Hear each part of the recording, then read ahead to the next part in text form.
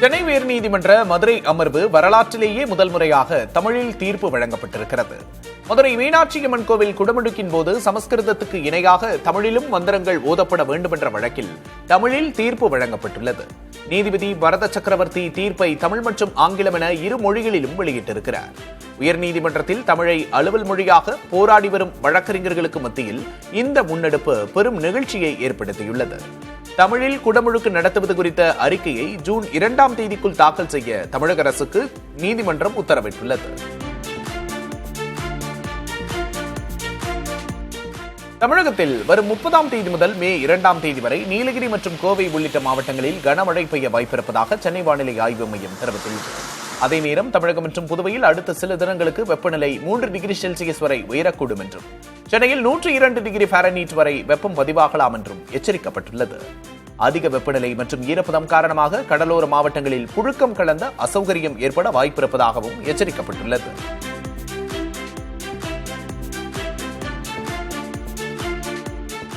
சென்னையில் ஆபரண தங்கத்தின் விலை 3 நாட்களுக்கு பிறகு சற்று குறைந்திருக்கிறது. கடந்த 3 நாட்களாக உயர்ந்த தங்கத்தின் விலை இன்று சவரனுக்கு 1040 ரூபாய் குறைந்துள்ளது. தற்போது 1,12,800 ரூபாயாக விற்பனை செய்யப்பட்டது. தங்கம் கிராமுக்கு 130 ரூபாய் குறைந்து 14,100 ரூபாய்க்கு விற்பனையானது. வெள்ளியின் விலை கிலோவுக்கு 5,000 ரூபாய் குறைந்துள்ளது. 1 கிலோ வெள்ளி 2,65,000 ரூபாய்க்கு விற்கப்படுகிறது. 1 கிராம் வெள்ளி 5 ரூபாய் குறைந்து 265 ரூபாய்க்கு விற்பனை செய்யப்படுகிறது.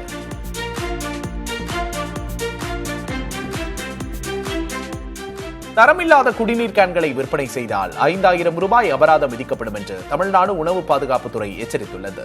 கோடை வெயிலின் தாக்கம் நாளுக்கு நாள் அதிகரித்து வருவதால் குடிநீர் கேன் விற்பனை அதிகரித்துள்ளது. இவற்றை பயன்படுத்தி சிலர் தரமில்லாத மற்றும் உடலுக்கு தீங்கு விளைவிக்கக்கூடிய குடிநீரை விற்பனை செய்வதாக குற்றச்சாட்டு எழுந்திருக்கிறது. இதனால் குடிநீர் கேன்கள் விற்பனையை கண்காணிக்கும்படி அனைத்து மாவட்ட உணவு பாதுகாப்பு நியமன அலுவலர்களுக்கு தமிழக அரசு உத்தரவிட்டுள்ளது. ஒரு கேனை 30 முறைக்கு மேல் பயன்படுத்தக்கூடாது. பல முறை பயன்படுத்திய கேன்களில் தண்ணீரை விற்பனை செய்தால் உரிமையாளர்கள் மீது குற்றவியல் நடவடிக்கை எடுக்கப்படும் உள்ளிட்ட உத்தரவுகள் பிறப்பிக்கப்பட்டுள்ளன. தொடர்ந்து சம்பந்தப்பட்ட நிறுவனங்கள் மீது பல முறை புகார் வந்தால் அவற்றின் உரிமத்தை ரத்து செய்ய அறிவுறுத்தப்பட்டிருப்பதாக அதிகாரிகள் தெரிவித்துள்ளனர். சென்னையில் நிலவும் கடும் வெப்பம் மற்றும் பயணிகளின் கோரிக்கையை ஏற்று 2வது ஏசி மின்சார ரயிலை இயக்க தெற்கு ரயில்வே திட்டமிட்டுள்ளது. ஐசிஎஃப்பில் தயாரிக்கப்பட்ட 12 பெட்டிகளை கொண்ட இந்த புதிய ரயில் தற்போது அண்ணனூர் யார்டில் தொழில்நுட்ப சோதனையில் உள்ளது. சுமார் 4,900 பேர் பயணிக்கும் வசதி கொண்ட இந்த ரயிலை அதிக நெரிசல் மிக்க சென்னை சென்ட்ரல், அரக்கோணம் அல்லது கடற்கரை செங்கல்பட்டு மார்க்கத்தில் இயக்க அதிகாரிகள் ஆலோசித்து வருகின்றனர். சோதனை முடிவடைந்தவுடன் இந்த ரயில் விரைவில் மக்கள் பயன்பாட்டுக்கு வர இருப்பதாக தெரிவிக்கப்பட்டுள்ளது.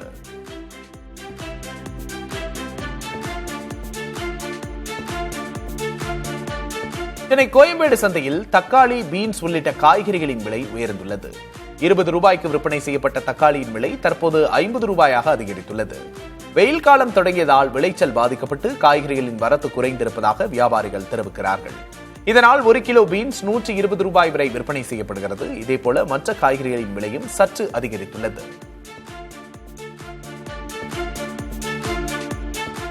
தேனி மாவட்டம் கீழவடகரை பகுதியில் கடும் வெயிலையும் பொருட்படுத்தாமல் கூலி தொழிலாளர்கள் உற்சாகமாக கோடை நடவு பணிகளை மேற்கொண்டு வருகின்றனர். உழைப்பின் களைப்பு தெரியாமல் இருக்க கிராமிய பாடல்களை பாடி குளவையிட்டபடி அவர்கள் நாற்று நட்டனர்.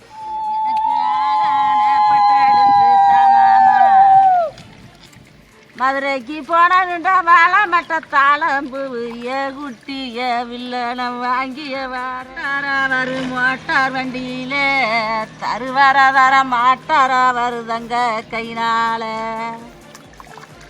வாழமட்ட தாளம்பு வாங்கி மாட்டாரா வரு மோட்டார் வண்டியில.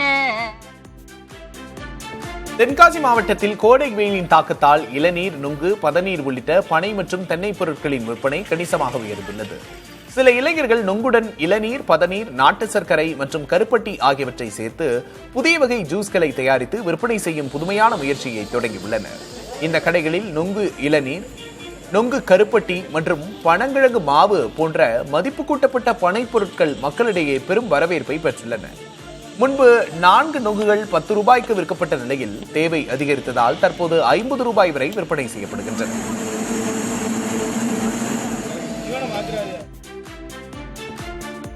ஈரோடு மாவட்டம் தாளவாடி மலைப்பகுதியில் கடும் வறட்சி நிலவுவதால் போதிய தண்ணீரின்றி முட்டைக்கோஸ் மற்றும் பீட்ரூட் பயிர்கள் காய்ந்து கருகுகின்றன.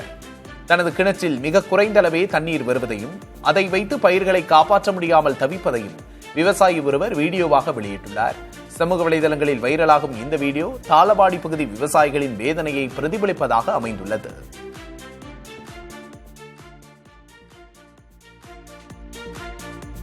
தமிழகத்தில் கோடை வெப்பம் 100 டிகிரியை தாண்டி வாட்டி வதைப்பதால் மண்பானைகளின் விற்பனை அதிகரித்துள்ளது.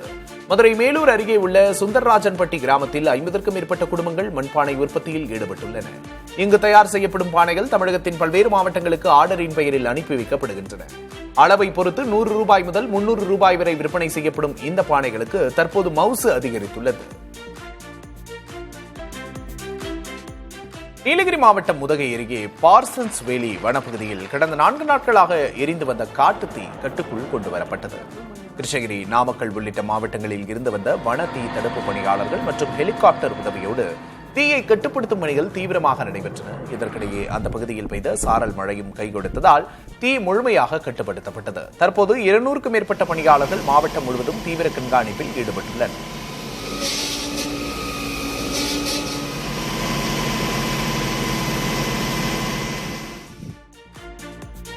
திருச்சியிலிருந்து தமிழ்நாட்டின் 38 மாவட்டங்களுக்கு தபால் வாக்குகளை பிரித்தனுப்பும் பணி தொடங்கியது. கூடுதல் தேர்தல் அலுவலர் சிவஞானம் மற்றும் திருச்சி ஆட்சியர் சரவணன் ஆகியோர் இந்த பணிகளை நேரில் ஆய்வு செய்தனர். இதில் அனைத்து மாவட்ட அலுவலர்கள் மற்றும் அரசியல் கட்சியின் பிரமுகர்கள் கலந்து கொண்டனர்.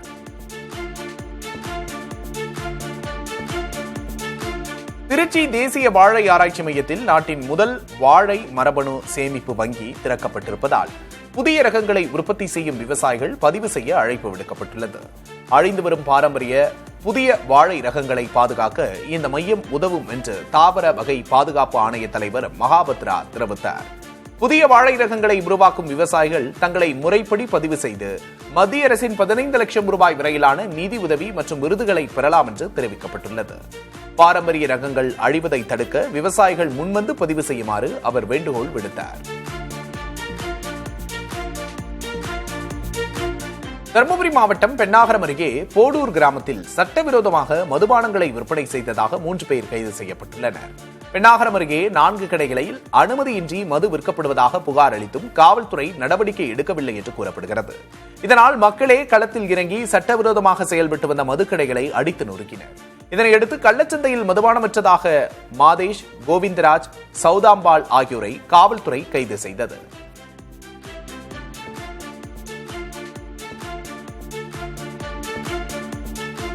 காஞ்சிபுரம் மாவட்டம் குன்றத்தூர் திரு நாகேஸ்வரர் கோவில் சித்திரை பிரம்மோற்சவத்தின் சிகர நிகழ்ச்சியான தேரோட்டம் கோலாகலமாக நடைபெற்றது. அமைச்சர் தாமு அன்பரசன் மற்றும் காங்கிரஸ் மாநில தலைவர் செல்வபெருந்தகை ஆகியோர் தேரை வடம் பிடித்து தொடங்கி வைத்தனர்.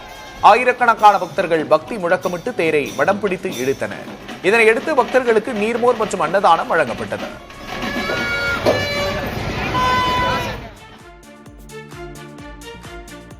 திருவள்ளூர் வீரராகவ பெருமாள் கோவிலில் சித்திரை பிரம்மோற்சவத்தின் முக்கிய நிகழ்வான தேரோட்டம் வெகு விமர்சையாக நடைபெற்றது. 75 டன் எடையும் 55 அடி உயரமும் கொண்ட தேரில் ஸ்ரீதேவி பூதேவியோடு வீரராகவர் எழுந்தருளி 4 மாட வீதிகளில் பவனி வந்தார். தேர் சக்கரத்தில் உப்பு மற்றும் மிளகு தூவி பக்தர்கள் நேர்த்திக்கடனை செலுத்தினர். மயிலாடுதுறை மாவட்டம் திருக்கடையூர் அமிர்தகடேஸ்வரர் கோவிலில் சித்திரை பிரம்மோற்சவத்தின் முக்கிய நிகழ்வான தேரோட்டம் கோலாகலமாக நடைபெற்றது. தர்மபுரம் ஆதீன தம்பிரான் சுவாமிகள் உள்ளிட்ட திரளானோர் தேர் இழுத்தனர். 4 ரத வீதிகளில் தேர் உலா வந்தது.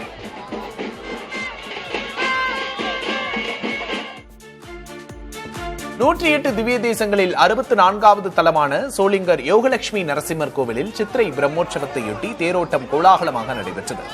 வண்ண மலர்களால் அலங்கரிக்கப்பட்ட தேரில் ஸ்ரீதேவி பூதேவியோடு பெருமாள் எழுந்தருளி பக்தர்களுக்கு அருள்பாலித்தார். ஷோலிங்கர் மற்றும் அதனை சுற்றுவட்டார பகுதிகளைச் சேர்ந்த ஆயிரக்கணக்கான பக்தர்கள் கோவிந்தா என பக்தி முழக்கமிட்டு வடம் பிடித்து தேர் இழுத்தனர். வார நாட்களிலும் கொடைக்கானலில் சுற்றுலா பயணிகளின் கூட்டம் அலைமோதுகிறது. தமிழகத்தின் பல்வேறு பகுதிகளில் வெயில் வாட்டி வதைக்கும் சூழலில் வெப்பத்தை தணிக்க சுற்றுலா பயணிகள் ஏரியில் படகு சவாரி செய்வதில் ஆர்வம் காட்டினர். வெயிலுக்கு இதமாக கொடைக்கானல் ஏரி பகுதி இருப்பதால் மற்ற சுற்றுலா தலங்களை விட இங்கு பயணிகளின் வருகை பன்மடங்கு அதிகரித்துள்ளது.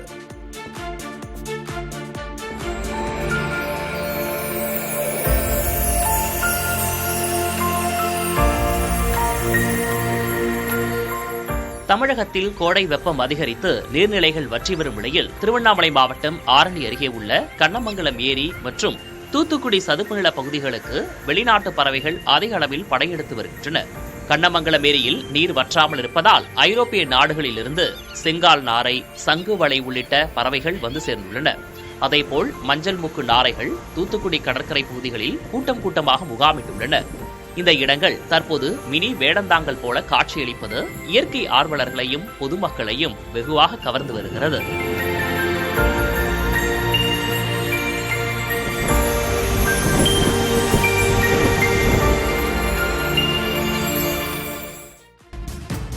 வடகிழக்கு மாநிலங்கள் 8 இந்தியாவின் அஷ்டலட்சுமிகள் என பிரதமர் நரேந்திர மோடி வர்ணித்துள்ளார். சிக்கிம் தலைநகர் காங்டாக்கில் பேசிய மோடி 8 மாநிலங்களும் செழிப்பு, செல்வம், புனிதம் உள்ளிட்ட சிறப்பு பண்புகளை கொண்டுள்ளதாக புகழாரம் சூட்டினார். வடகிழக்கு மாநிலங்களின் முன்னேற்றத்திற்காக விரைவான நடவடிக்கைகளை எடுக்கப்பட்டு வருவதாக தெரிவித்தார். சிக்கிம் மாநிலத்தில் சாலைகளும் காற்றும் தூய்மையாக இருப்பதாகவும் இதன் மூலம் இயற்கையை பாதுகாக்கும் மாநிலமாக அது இருப்பதாகவும் பிரதமர் கூறினார். சிக்கிமை கிழக்கின் சொர்க்கம் என்றும் பிரதமர் வர்ணித்தார். முன்னதாக சிக்கிமில் 4000 கோடி ரூபாய் மதிப்புள்ள நலத்திட்டங்களையும் பிரதமர் தொடக்கி வைத்தார்.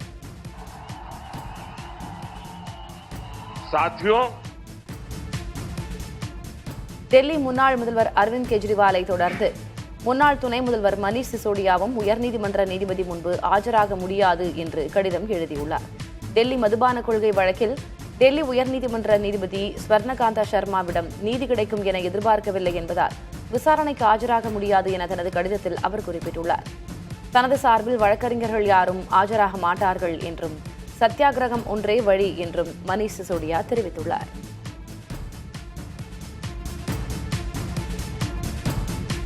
கூகுள் நிறுவனத்தின் பிரம்மாண்டமான டேட்டா சென்டர் ஆந்திர மாநிலம் விசாகப்பட்டினம் அருகே அமைய உள்ளது. இதற்கு மத்திய அமைச்சர் அஸ்வினி வைஷ்ணவும் ஆந்திர முதல்வர் சந்திரபாபு நாயுடுவும் அடிக்கல் நாட்டினர்.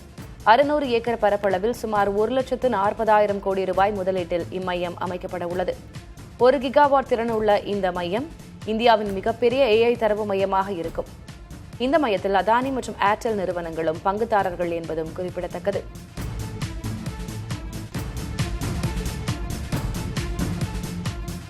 மேற்கு வங்கத்தில் நாளை இறுதிக்கட்ட தேர்தல் நடைபெறுகிறது. மாநிலத்தின் தென்கிழக்கு பகுதியில் உள்ள 142 தொகுதிகளில் வாக்குப்பதிவு நடைபெறுகிறது. அசம்பாவிதங்களை தடுக்கும் வகையில் துணை ராணுவப் படையினர் குவிக்கப்பட்டுள்ளனர். தற்போது தேர்தல் நடைபெறும் 142 தொகுதிகளும் ஆளும் திரிணாமுல் காங்கிரசின் கோட்டையாக கருதப்படுகிறது. இந்த 142 தொகுதிகளில் 123இல் கடந்த முறை திரிணாமுல் வென்றிருந்தது. பாஜக 18 இடங்களில் மட்டுமே வென்றிருந்தது. எனவே இங்கு கிடைக்கும் முடிவே அடுத்த ஆட்சியை தீர்மானிக்கும் சூழல் உள்ளது.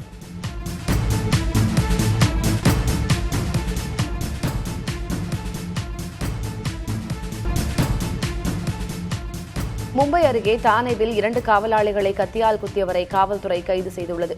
சுபேர் அன்சாரி என்ற அந்த நபர் ISIS பயங்கரவாத அமைப்பின் வீடியோக்களை தொடர்ச்சியாக பார்த்து வந்ததாகவும் மூளைச்சலவை செய்யப்பட்டு அவர் தாக்குதலில் ஈடுபட்டிருக்கலாம் என கருதுவதாகவும் காவல்துறை கூறியுள்ளது. இவர் அமெரிக்கா சென்று படித்தவர் என்றும் கூறப்படுகிறது. இத்தாக்குதல் மத ரீதியானது என கூறப்படும் நிலையில் பயங்கரவாத எதிர்ப்பு படையும் விசாரணையில் இறங்கியுள்ளது.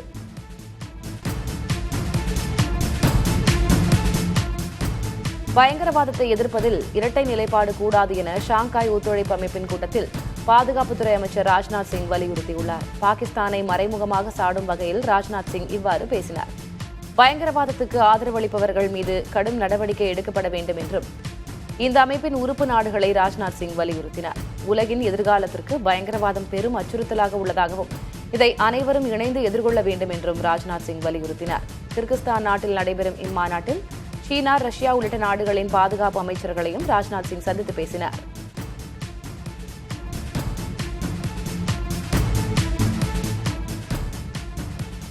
மத நிறுவனங்களை நிர்வகிப்பதில் தெளிவான விதிமுறைகள் அவசியம் என்று உச்சநீதிமன்றத்தின் அரசமைப்பு சட்ட அமர்வு தெரிவித்துள்ளது. சபரிமலை உள்ளிட்ட மத வழிபாட்டு தலங்களில் பெண்களுக்கு எதிரான பாகுபாடு குறித்த வழக்கை உச்சநீதிமன்றத்தின் 9 நீதிபதிகள் கொண்ட அரசமைப்பு அமர்வு விசாரித்து வருகிறது.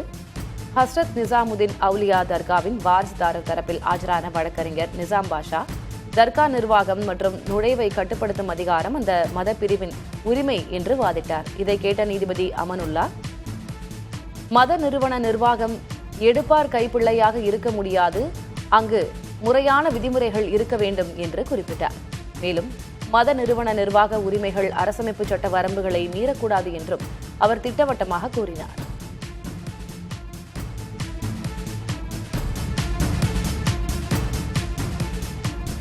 அமேசான் நிறுவனம் தனது அமேசான் நவ் அதிவேக விநியோக சேவையை இந்தியாவில் 100 நகரங்களுக்கு விரிவுபடுத்துவதாக அறிவித்துள்ளது. இதற்காக 1000க்கும் மேற்பட்ட கிடங்குகளை உருவாக்க திட்டமிட்டுள்ளது. இந்த சேவையின் மூலம் அன்றாட தேவையான பால், காய்கறிகள், பழங்கள், சமையலுக்கு தேவையான மளிகை பொருட்கள் வாடிக்கையாளர்களுக்கு மிக விரைவாக விநியோகம் செய்யப்படும். மும்பை, டெல்லி மற்றும் பெங்களூரு போன்ற நகரங்களில் ஏற்கனவே பயன்பாட்டில் உள்ள அமேசான் நவ் சேவை இப்போது சென்னை, ஹைதராபாத், கொல்கத்தா, ஜெய்ப்பூர் உள்ளிட்ட 100 நகரங்களுக்கு விரிவுபடுத்தப்படுகிறது.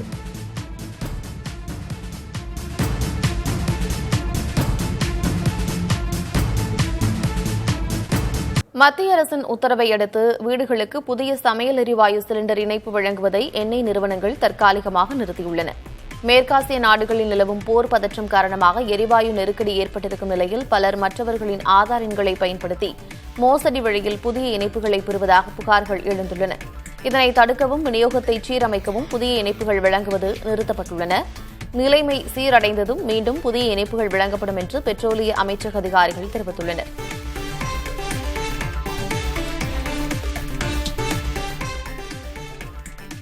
திருச்சியிலிருந்து தமிழ்நாட்டின் 38 மாவட்டங்களுக்குரிய தபால் வாக்குகளை பிரித்து அனுப்பும் பணி தொடங்கியது. கூடுதல் தேர்தல் அலுவலர் சிவஞானம் மற்றும் திருச்சி ஆட்சியர் சரவணன் ஆகியோர் இந்த பணிகளை நேரில் ஆய்வு செய்தனர். இதில் அனைத்து மாவட்ட அலுவலர்கள் மற்றும் அரசியல் கட்சி பிரமுகர்கள் கலந்து கொண்டனர். துணை குடியரசுத் தலைவர் சி.பி. ராதாகிருஷ்ணன் இன்று காலை திருப்பதி ஏழுமலையான் கோயிலில் சுவாமி தரிசனம் செய்தார். அவருக்கு கோயில் நிர்வாகம் சார்பில் இஸ்திகாபால் முறைப்படி உற்சாக வரவேற்பு அளிக்கப்பட்டது. விஐபி தரிசனம் மூலம் சுவாமியை வழிபட்ட அவருக்கு தலைமை அர்ச்சகர் ஏழுமலையானின் திருவாபரண சிறப்புகளை விவரித்தார்.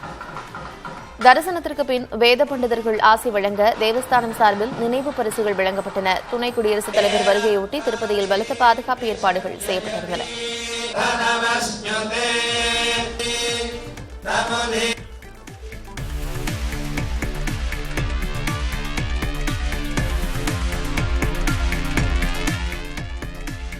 லடாக் யூனியன் பிரதேசத்தில் 5 புதிய மாவட்டங்களை உருவாக்க துணைநிலை ஆளுநர் வினய்குமார் சக்சேனா ஒப்புதல் அளித்திருக்கிறார். இதன் மூலம் லடாக்கின் மொத்த மாவட்டங்கள் 2லிருந்து 7ஆக உயர்ந்துள்ளன. நுப்ரா, ஷாம், சாங்தாங், ஜான்ஸ்கர் மற்றும் டிராஸ் ஆகிய 5 புதிய மாவட்டங்களை உருவாக்கியிருப்பதன் மூலம் தொலைதூர பகுதிகளுக்கு சிறந்த நிர்வாக சேவைகளை வழங்க முடியும் என்று கூறப்பட்டிருக்கிறது.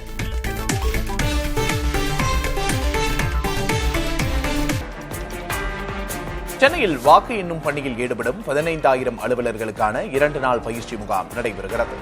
கலைவாணர் அரங்கில் நடைபெறும் இந்த முகாமில் மின்னணு வாக்குப்பதிவு இயந்திரங்களை கையாளுதல், தபால் வாக்குகளை எண்ணுதல் மற்றும் படிவங்கள் 18, 20 உள்ளிட்ட 15 வகையிலான முக்கிய ஆவணங்களை முறையாக பராமரிப்பது குறித்து தேர்தல் ஆணைய அதிகாரிகள் நேரடி பயிற்சியை வழங்குகிறார்கள்.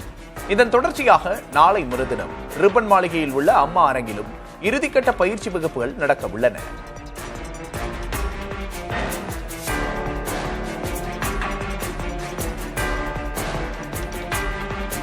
அனல் பறந்த தேர்தலை முடித்துவிட்டு கொடைக்கானலுக்கு சுற்றுலா சென்றுள்ள முதல்வர் மு.க.ஸ்டாலின் நடைப்பயிற்சியோடு மிதிவண்டி பயிற்சியும் மேற்கொண்டார். கடந்த 4 நாட்களாக குடும்பத்தோடு கொடைக்கானலில் தங்கியிருந்து ஓய்வெடுத்து வருகிறார் முதல்வர் ஸ்டாலின். இயற்கை எழில் சூழ்ந்த ஏரி சுற்றுச்சாலையில் காலையில் அவர் வழக்கம் போல நடைப்பயிற்சி மேற்கொண்டார். அப்போது அங்கு திரண்டிருந்த சுற்றுலா பயணிகள் மற்றும் பொதுமக்கள் முதல்வருக்கு பூங்கொத்து கொடுத்து வரவேற்பளித்தனர். அவர்களோடு புகைப்படம் எடுத்துக் கொண்ட முதல்வர் ஸ்டாலின் பின்னர் ஏரிச்சாலையில் மிதிவண்டியும் ஓட்டினார்.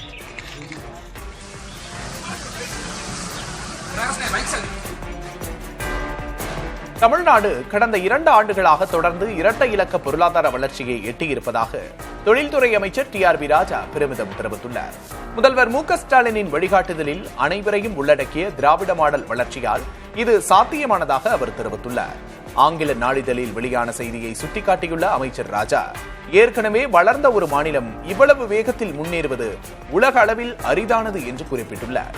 இந்த வேகம் தொடர்ந்தால் 2030க்குள் $1 டிரில்லியன் பொருளாதார இலக்கை தமிழ்நாடு நிச்சயம் அடைய முடியும் என்றும் டி.ஆர்.பி. ராஜா உறுதிபட தெரிவித்துள்ளார்.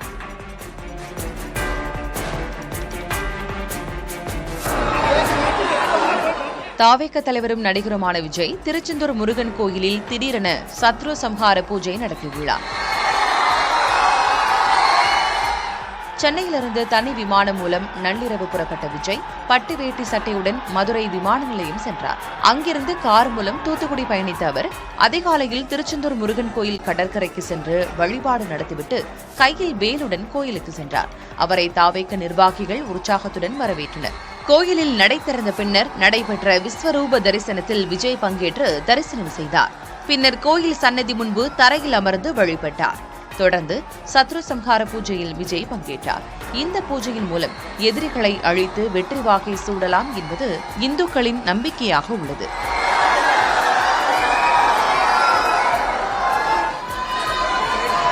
திருச்செந்தூர் முருகன் கோயிலில் தாவேக தலைவர் விஜய் பங்கேற்ற சத்ரு சம்ஹார பூஜை சக்தி வாய்ந்ததாக கருதப்படுகிறது. அரசியல் தலைவர்கள் மற்றும் தொழிலதிபர்கள் மத்தியில் மிகவும் பிரபலமானது இந்த சத்ரு சம்ஹார யாகம். இந்த யாகத்தின் மூலம் எதிரிகள் அழிந்து வெற்றிகள் கிடைக்கும் என்பது இந்துக்களின் நம்பிக்கையாக இருக்கிறது. இந்த யாகத்தில் கிடைக்கக்கூடியதாக நம்பப்படும் நன்மைகள் சத்ரு சம்ஹார பூஜையிலும் கிடைக்கும் என கருதப்படுகிறது. சட்டமன்ற தேர்தல் முடிவுகளுக்காக தமிழ்நாடே காத்திருக்கும் நிலையில் தமது கட்சி வெற்றியை பெற வேண்டும் என முனைப்பில் விஜய் முதன்முறையாக இந்த சிறப்பு பூஜையில் பங்கேற்றதாக தாவேக நிர்வாகிகள் தெரிவித்தனர். சென்னையில் ஸ்ட்ராங் ரூம் சிசிடிவி கட்டுப்பாட்டு அறையில் அமர்ந்து கொண்டு ஜனநாயகன் படம் பார்த்த நபர் கைது செய்யப்பட்டுள்ளார். சென்னை அண்ணா பல்கலைக்கழகத்தில் உள்ள ஸ்ட்ராங் ரூமில் சிசிடிவி கட்டுப்பாட்டு அறையில் இருந்தபடி லேப்டாப்பில் ஜனநாயகன் படத்தை பார்த்த நபர் அதனை புகைப்படமாக எடுத்து சமூக வலைதளத்தில் பதிவிட்டுள்ளார். தேர்தல் ஆணையத்தின் புகாரின் பேரில் சென்னை காவல்துறையினர் வழக்கு பதிவு செய்து தொழில்நுட்ப பிரிவில் ஒப்பந்த அடிப்படையில் பணியாற்றும் யுவராஜ் என்பவரை கைது செய்தனர். வாக்குப்பதிவு இயந்திரங்கள் வைப்பதற்கு முன்பாக இந்த விதிமீறல் நடந்திருப்பது விசாரணையில் தெரியவந்துள்ளது.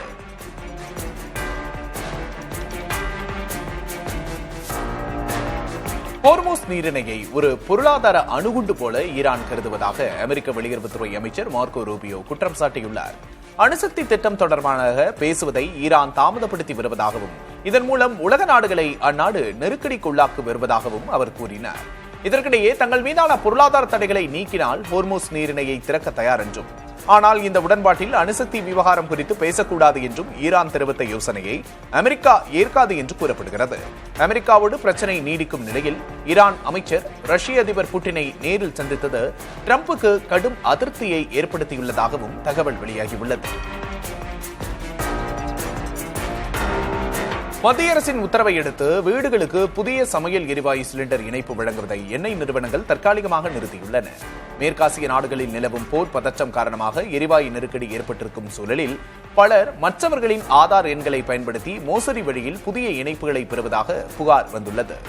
இதனை தடுக்கவும் விநியோகத்தை சீரமைக்கவும் புதிய இணைப்புகள் வழங்குவது நிறுத்தப்பட்டுள்ளது. நிலைமை சீரடைந்ததும் மீண்டும் புதிய இணைப்புகள் வழங்கப்படும் என்று பெட்ரோலிய அமைச்சக அதிகாரிகள் தெரிவித்துள்ளனர்.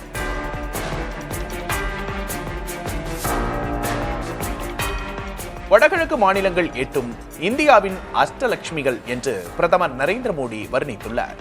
சிக்கிம் தலைநகர் காங்டாக்கில் பேசிய மோடி 8 மாநிலங்களும் செழிப்பு, செல்வம், புனிதம் உள்ளிட்ட சிறப்பு பண்புகளை கொண்டிருப்பதாக புகழாரம் சூட்டினார். வடகிழக்கு மாநிலங்களின் முன்னேற்றத்திற்காக விரைவான நடவடிக்கைகள் எடுக்கப்பட்டு வருவதாக அவர் தெரிவித்தார். சிக்கிம் மாநிலத்தில் சாலைகளும் காற்றும் தூய்மையாக இருப்பதாகவும் இதன் மூலம் இயற்கையை பாதுகாக்கும் மாநிலமாக அது இருப்பதாகவும் பிரதமர் கூறினார். சிக்கிமை கிழக்கின் சொர்க்கம் என்றும் பிரதமர் வர்ணித்தார்.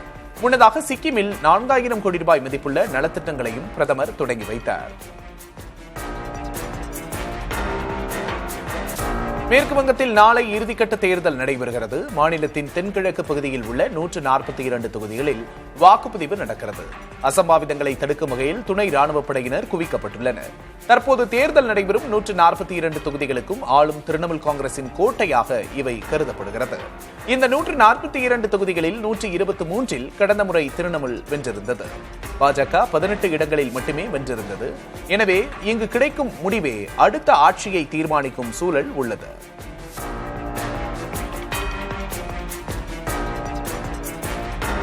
கூகுள் நிறுவனத்தின் பிரம்மாண்டமான டேட்டா சென்டர் ஆந்திர மாநிலம் விசாகப்பட்டினம் அருகே அமைய உள்ளது. இதற்கு மத்திய அமைச்சர் அஸ்வினி வைஷ்ணவும் ஆந்திர முதல்வர் சந்திரபாபு நாயுடுவும் அடிக்கல் நாட்டினர். 600 ஏக்கர் பரப்பளவில் சுமார் 1,40,40,000 கோடி ரூபாய் முதலீட்டில் இந்த மையம் அமைக்கப்பட உள்ளது. 1 கிகாவாட் திறனுள்ள இந்த மையம் இந்தியாவின் மிகப்பெரிய AI தரவு மையமாக இருக்கும். இந்த மையத்தில் அதானி மற்றும் ஏர்டெல் நிறுவனங்களும் பங்குதாரர்கள் என்பது குறிப்பிடத்தக்கது.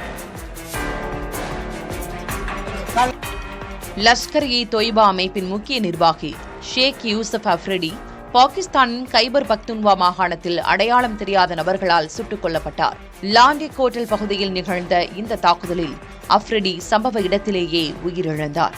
மும்பையில் 2008ஆம் ஆண்டு நவம்பரில் நடைபெற்ற பயங்கரவாத தாக்குதலின் மூளையாக செயல்பட்ட ஹபீஸ் சயீதின் நெருங்கிய கூட்டாளி அஃப்ரிடி. லஷ்கர் பயங்கரவாத அமைப்பிற்கு ஆட்களை சேர்த்தல் மற்றும் ஒருங்கிணைப்பு பகுதிகளில் இவர் முக்கிய பங்கு வகித்தவர். கடந்த வாரம் லஷ்கர் அமைப்பின் மற்றொரு தலைவரான அமீர் ஹம்சா தாக்கப்பட்ட நிலையில் தற்போது அஃப்ரிடி கொல்லப்பட்டிருக்கிறார். பயங்கரவாதத்தை எதிர்ப்பதில் இரட்டை நிலைப்பாடு கூடாது என ஷாங்காய் ஒத்துழைப்பு அமைப்பின் கூட்டத்தில் பாதுகாப்புத்துறை அமைச்சர் ராஜ்நாத் சிங் வலியுறுத்தியுள்ளார். பாகிஸ்தானை மறைமுகமாக சாடும் வகையில் ராஜ்நாத் சிங் இவ்வாறு பேசினார். பயங்கரவாதத்துக்கு ஆதரவளிப்பவர்கள் மீது கடும் நடவடிக்கை எடுக்கப்பட வேண்டும் என்றும் இந்த அமைப்பின் உறுப்பு நாடுகளை ராஜ்நாத் சிங் வலியுறுத்தினார். உலகின் எதிர்காலத்துக்கு பயங்கரவாதம் பெரும் அச்சுறுத்தலாக இருப்பதாகவும் இதை அனைவரும் இணைந்து எதிர்கொள்ள வேண்டும் என்றும் ராஜ்நாத் சிங் வலியுறுத்தினார். கிர்கிஸ்தான் நாட்டில் நடைபெறும் இந்த மாநாட்டில் சீனா, ரஷ்யா உள்ளிட்ட நாடுகளின் பாதுகாப்பு அமைச்சர்களும் ராஜ்நாத் சிங்கை சந்தித்து பேசினர்.